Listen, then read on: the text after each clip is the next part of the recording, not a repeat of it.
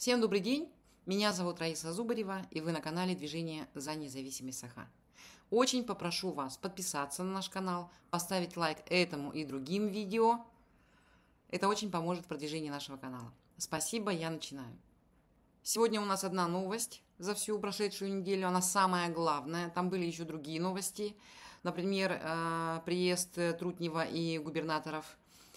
Но новость о поправках, о слушаниях, да, по поправкам в Конституции, она, конечно, затмила все. Сегодня давайте поговорим об этом. Мы очень много сделали публикаций по этому поводу. Посмотрите, пожалуйста, на нашей странице в Инстаграм. Несколько рилсов вышло. И здесь тоже на Ютубе. И у нас еще вышла подборка самых интересных выступлений за все эти 3 часа слушаний. Здесь на Ютубе целым файлом. Так вот, что же все-таки происходит сейчас? Да? Для чего Айсен Николаев затеял эти изменения Конституции? Последний раз Конституцию изменяли в 2022 году. В ноябре, прошло уже практически 3 года. Для чего Айсен Николаев вообще инициировал, да, скажем так, поправки в Конституцию именно сейчас? Я думаю, что ответ на этот вопрос кроется в выступлении экс-президента Республики Саха Егора Борисова. Давайте мы его сейчас посмотрим. С Айсеном Сергеевичем договаривались, что я мешать не буду. Свои мнения высказывать по каким-то поводам тоже не буду. Я это выдержал, просто я работал с людьми на слегах, предприятиях. И до вчерашнего вечера встречался с вашими коллегами, с главными наслегов, руководителями и так далее. Я пришел объяснить вам некоторые моменты, чтобы вы... Публичное слушание, коллеги. Не путались. По драгметаллам следующий момент. Ну, кто-то должен же продавать, правильно? Так, это первый вопрос. Мы должны понимать, где мы находимся, в каком пространстве мы находимся. Мы, начиная с 92 года, жили неправильной политикой, либеральной политикой. И в результате те законы, которые мы принимали около 30 с лишним лет, они больше относятся к либеральным. Исходя из этого, сегодня СВО появилось, еще другие. Государственное регулирование усиливается. Законодательство будет меняться еще в сторону государственности. Да, волеизъявление народа прямое, это выборы, референдум. Но есть еще третий способ волеизъявления. Это через своих депутатов, непосредственно через представительные органы, которые должны быть ближе к народу. Потому что волеизъявление вы выбрали, дальше вы влиять не можете. А через представительные органы каждый день можно влиять. Все-таки мы должны работать дальше, не только избрать, но еще работать должны. А кто будет контролировать этого руководителя, если народ сам по себе заявил волеизъявление, выразил, выбрал и все остальное, а другого механизма нет. Я хочу сказать, что Егор Борисов в этом своем выступлении, смотря людям в глаза, зная, что его будет смотреть вся республика, откровенно врал людям. Без тени всякого стыда. Он говорил о том, что никакого эффекта, да, никакой пользы, никакой помощи выборный глава своим жителям своих поселков, своих городов приносить не будет. Что он сказал? Да, вот вы выбрали главу, жители выберут главу, и что дальше? И все, и на этом все закончится. Зато больше эффекта положительного будет, если люди будут обращаться напрямую к своим депутатам. Он сказал именно это. Я хочу спросить у всех тех, кто сейчас меня смотрит, кто-нибудь знает ли в глаза своего депутата? Жителей города Якутска хочу спросить, знаете ли вы своего депутата в городской думе? Знаете ли вы своего депутата в парламенте, в Илтумене? Кто представляет наш Якутск, наш город? Жители Аймикона также не знали, например, своего депутата. Посмотрите, не устаю в который раз повторить, что происходило этим летом, когда Аймикон затопило. С людьми остался глава Аймикона. Депутаты вообще не приехали. Я так полагаю, что депутаты поехали туда, там 2 депутата у них, депутаты поехали к людям пострадавшим только тогда, когда мы, Саха-Утарсыта, написали о том, что люди даже не знают, как выглядят их депутаты по Аймиконскому улусу. А их там целых 2. И вот они поехали туда только дней через 10 после того, как случилась трагедия. И потом они писали: мы держим руку на пульсе, значит, ситуация под контролем.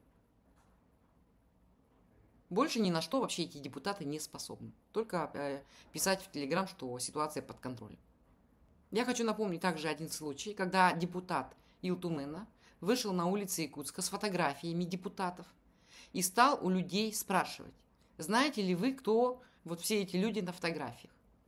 Ни один человек, ну там может быть парочка ответили, все остальные сказали нет. Первый раз вижу этого человека. И вот Егор Борисов хочет сказать, что все эти вот так называемые слуги народа, они будут оказывать адресную помощь жителям населенных пунктов, жителям наслегов, жителям поселков, маленьких деревень, таких, например, как Юкагир. Кто там депутат в этом поселке Юкагир? Кто представляет народ в поселке Юкагир? Я думаю, что жители поселка Юкагир не знают, кто представляет их интересы в Илтумен. Я думаю, что жители поселка Юкагир не знают, кто представляет их интересы на уровне Улуса. И никакая помощь от депутатов вот этой семье, у которой погибла трагически девочка, и которую не могли похоронить больше 2 недель, не была оказана. Ни один депутат не обратился с запросом. Что происходит, почему? Дайте вертолеты, дайте транспорт, дайте ребенка похоронить нормально. Егор Борисов там оговорился и сказал, что, конечно же, вот представительные органы должны быть ближе к народу. Должны быть. Ну, то есть он понимает, что представительная власть, представительный орган, то есть депутаты, они от народа далеки. И тем не менее тут же говорит, что помощь будет оказана эффективнее. Вы можете обращаться, значит, как он там дословно сказал, к своим депутатам хоть каждый день. Как он представляет, чтобы люди из отдаленных населенных пунктов ехали к своим депутатам? Тем более связи нет нормальной в отдаленных населенных пунктах, в отдаленных улусах. Он все это прекрасно понимает. И тем не менее врет людям в глаза. Дальше разбираем его речь. В своей речи Егор Борисов сказал о том, что мы, оказывается, 30 лет жили неправильно. Жили согласно либеральным законам. Я думаю, что Егор Борисов прекрасно знает, что такое либерализм. Непоколебимость прав и свобод человека. Главенство закона. Частное право на частную собственность. Право на свободу слова. Право на свободу собраний. И все это у нас было. Оказывается, по его словам, мы жили все это время неправильно. Не должно быть у людей ни свободы слова. Все это было неправильно. Ни частной собственности, ни права на собрание, ни права на предпринимательскую деятельность свободную. И он сказал дальше, да, что вот мы жили неправильно, и теперь мы должны будем подгонять убирать все наши либеральные, значит, законы и подгонять все это под российские законы, под российскую конституцию. Он же конкретно там сказал, надо понимать, в какое время мы живем и где мы живем. В какое время, значит, во время диктатуры, во-первых, и где мы живем в составе Российской Федерации. Мы теперь не независимое государство, Республика Саха. Он конкретно это сказал. Что это значит? Это значит, и дальше он там произнес, что законодательство пойдет в сторону, он, наверное, хотел сказать, что в сторону ужесточения, но, помолчав, сказал по-другому, в сторону еще большей государственности. Я так полагаю, что он имел в виду, что совсем скоро в Республике Саха, Республика Саха перестанет быть республикой. Уже конституционного суда у нас нет. Есть только непонятный орган, который называется Конституционный совет. Скоро у нас не будет и самой Конституции. Для этого сейчас убирают самую главную преграду – народ. и выборы на местах, выборы в населенных пунктах, выборы в поселках и выборы в городах. Это единственное, что у жителей России вообще осталось. Такая низовая демократия. Но она самая сильная. Она самая сильная, когда народ имеет право голоса, когда народ может влиять на свое будущее и выбирать того, кого он хочет выбрать. Даже несмотря на весь этот административный ресурс и прочее. У народа никто еще пока не отнимал выбор. Сейчас они этот выбор отнимают. И вот даже недавно было видео о том, как Зюганов и Кириенко жалуются Путину, что вот, дескать, отбирают выборы на местах, и Путин такой говорит: нет, нет, нет, нельзя это делать. Это цирк, ребята. Это цирк. На самом деле они уже принудили всю страну выбрать одноуровневую систему власти. Одноуровневую. Сейчас по всей стране никто не будет выбирать глав городов и поселков. Остались только, не поддались только еще пока Татарстан, мы, Республика Саха, и вот до последнего времени это был Алтай. Ну, в Алтае, как мы знаем, голову народного протеста против узурпации такой вот власти, да, уже отрубили. Аруну Арну отправили в следственный изолятор. Объявили экстремисткой и отправили в следственный изолятор. Это на Алтае активистка, которая призывала народ бороться за свои права. С Татарстаном я не знаю, что они будут делать, но пока там Минниханов, это, наверное, будет очень сложно их заставить перейти на одноуровневую систему власти, когда нельзя будет, народ не будет иметь права выбирать себе глав городов и поселков, а будут выбирать только депутатов и глав районов, которых, опять же, будет назначать глава региона. По предоставлению главы региона, если быть точнее. Я думаю, что постепенно Российская Федерация идет к тому, чтобы упразднить все национальные республики. Первый шаг – упразднение национальных республик. Первый шаг – отобрать у людей выборы, потом отобрать у людей конституции, ну и все атрибуты, да, государственности, флаг, герб. Ну, может быть, это еще и оставить для того, чтобы видимость такую создать, да. Вот, но мне кажется, даже этого не потребуется в скором времени, если отменят все национальные республики. Я думаю, что все идет к этому. Идет упразднение, все идет к тому, что будут упраздняться национальные республики. Я уже не один раз говорила о том, что будет одна, единая и неделимая. Не знаю, в каком юридическом статусе останется Республика Саха. Если, ну вот это то, что касается выступления Егора Борисова. И еще, значит, позабавила такая его фраза, да, на вопрос, почему именно глава республики должен распоряжаться драгоценными металлами и камнями. Егор Борисов ответил. Вот он прямо так конкретно ответил. Но кто-то же должен это делать. У меня тогда возник вопрос. А почему это должен делать тогда Айсен Николаев? Почему этого не должны делать все жители Республики Саха? Почему именно глава республики? Потому что жители, простой народ, недостоин. Как я в прошлый раз говорила, да, кто мы такие? Пыль под ногами. На наше мнение вообще никто внимания обращать не будет. Не хочет, вернее, да? Но им придется. Судя по тому, что перехожу сейчас к той части,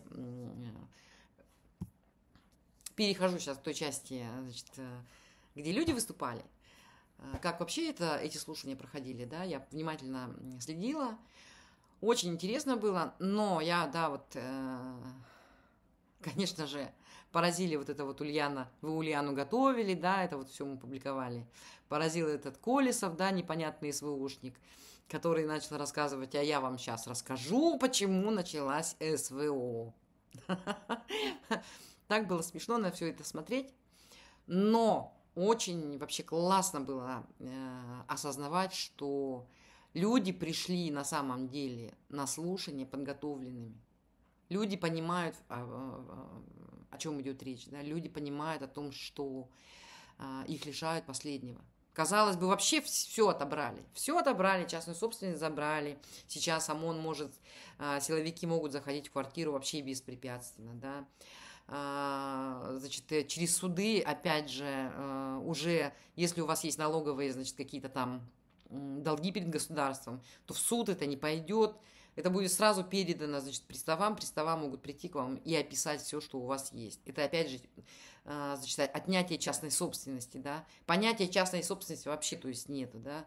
Выезд, право на свободное передвижение тоже вас отобрали. Сейчас выезд запрещен за границу мужчинам и женщинам военнообязанным, и должникам, да, запретили выезд за границу, хотя в Конституции прописано право на свободное перемещение гражданина.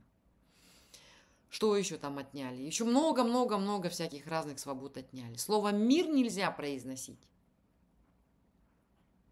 Разноцветный флаг нельзя у себя запостить на странице, потому что тебя обвинят в пропаганде ЛГБТ. Несуществующей вообще организации. Свидетелей Иеговы выгнали, да? Хотя у нас в Конституции прописано, что, ну я вот говорю, у нас по старой привычке, у них, это их российские законы, они сами себе писали, да, Конституцию, что все имеют право на вероисповедание. Любое вероисповедание не запрещено Конституцией. Тем не менее, свидетели Иеговы признаны экстремистской организацией. И всех их выгнали, или посадили в тюрьму, или выгнали. Вообще, ну всего лишили. Нельзя теперь вообще отказаться от армии, от войны. Если я пацифист, тебя все равно, если человек скажет, что он пацифист, его все равно схватят и потащат на войну. Протестовать нельзя. Ничего говорить нет, свободы слова вообще нет. Саша у нас сидит, Александрова, до сих пор, суд, непонятно, что там с судом. Если у кого-то есть новости, вообще неплохо было бы, чтобы кто-то отслеживал эту ситуацию, тот, кто находится внутри. Если у кого-то есть такая возможность, пожалуйста, присылайте нам на почту. Мы всегда почту публикуем под нашими большими видео. Присылайте на почту новости. Шаман сидит, Габышев. Ну, сидит. Пусть это и клиника, но это все равно, это форма, значит, отъема свободы. Это форма такая, наказание. Нет ничего, ну, казалось бы, да, последнее, что есть, вот одно из последних, наверное, да, это право выбора. Право выбора. Вот когда у человека есть право выбора, наверное, у него еще есть какое-то, какие-то хоть маломальские, значит, зачатки достоинства. Он сам себе может сказать, ну, у меня есть право, я могу выбирать. Этого мне выбрать, того мне выбрать, да. А может, никого не выбирать. Ну, то есть, это право все равно выбора. Даже это отняли, вот последнее, да, отнимают. Все идет к тому, да, что регионов не будет, и останется один у нас, как раньше был, генеральный секретарь. Генсек у нас был Горбачев. Вот, теперь второй генсек, следующий, то есть генсек после Горбачева у нас будет Путин. Скорее всего, будет так. Все к этому идет. Будет одна единая, неделимая. Если вернуться к слушаниям, да, то было очень интересно. Молодцы большие женщины, которые выступали. Все женщины. Ну, кроме там, может быть, Ульяны Винокуровой. Я, кстати, полагала, что Ульяна, наоборот, выступит значит, против этих поправок. Но оказалось, что я ошибалась. Посмотрите, какие правильные слова сказала Анна Коженкина. Она сказала, где наши деньги, во-первых, и во-вторых, она сказала, где отчеты? Айсен, отчитайся, она сказала, перед нами. Посмотрите, какие правильные сказала слова Сардана Сыромятникова. Она сказала, я многодетная мама, я сейчас сижу дома с детьми, занимаюсь хозяйством. Ну и даже я, говорит она, обеспокоена будущим нашей республики. Что будет дальше? И это она выразила слова тысяч и тысяч таких же многодетных мам, многодетных семей, как она сама. Посмотрите, какие правильные слова под конец сказала жительница республики. К сожалению, не помню ее имени. Да? Как она правильно сказала. Самый главный закон – это Конституция. Никто не имеет права вносить туда изменения. Только референдум. Только референдум. И я приказываю, она сказала, молодец какая, под конец, я приказываю своим депутатам, как суверен, да? Суверен – это тот, кто обладает властью. Проголосовать против, то есть не принимать эти поправки. Большая молодец. Не дали выступить Обедину, к сожалению, к большому, но я думаю, что они просто его испугались. И потом не дали выступить многим тем, кто хотел. Целых 2 зала набралось людей, которые пришли послушать, и много людей было тех, кто хотел выступить. Никому не дали слова. Это, на минуточку, основной закон Республики Саха. Основной закон. Если вы проводите публичные слушания, то вы должны дать выступить всем тем, кто желает выступить. И 3 часами публичные слушания не могут ограничиваться. Это основной закон Республики Саха. Основной закон. Он касается жизни, он касается будущего целого миллиона человек. И давать 3 часа на публичные слушания – это издевательство над людьми. Это конкретное издевательство над людьми. Должны были выступить все, кто хотел выступить. Абсолютно все, до единого.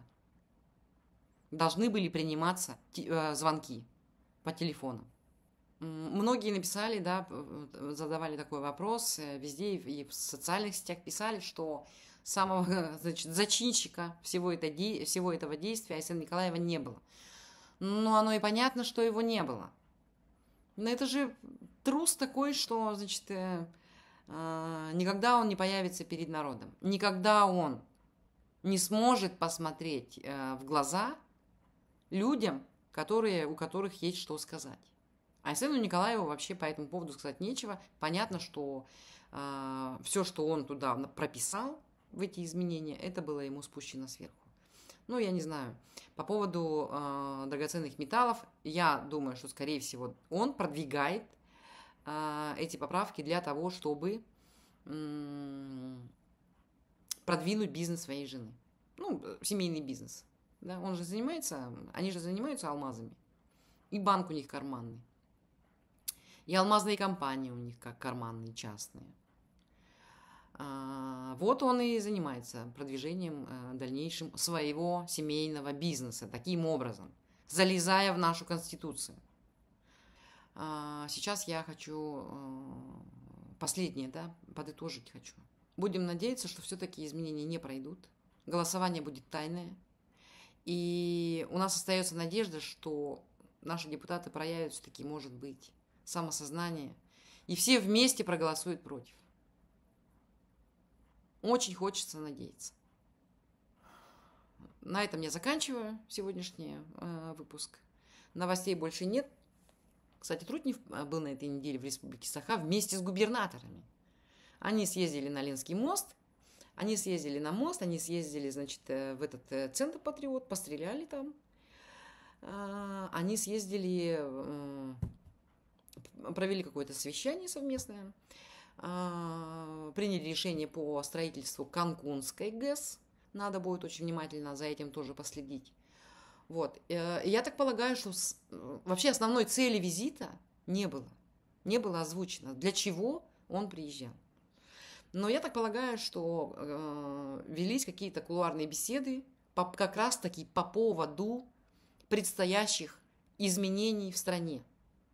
Как раз-таки по поводу того, что теперь губернаторы все, абсолютно все, у нас осталось несколько губернаторов, которые выбираются, все будут назначаться. И, видимо, Айсену об этом было объявлено. Как раз-таки Трутнев приехал с этой целью. И поскольку у Айсена было такое не очень довольное лицо, я думаю, что его судьба все-таки решена. Не зря муссируются слухи о том, что в скором времени Айсен Николаев покинет свой пост. Вот. Может быть. Поживем, как говорится, увидим. Вот. На этом, пожалуй, все. Неделя была очень интересная. Хотя новостей особых и не было. Вот. Всем огромное спасибо. Огромное спасибо за то, что вы нас смотрите. Огромное спасибо за то, что вы нас поддерживаете своими лайками, своими комментариями и, конечно же, своими донатами. Спасибо всем большое. Увидимся очень-очень скоро.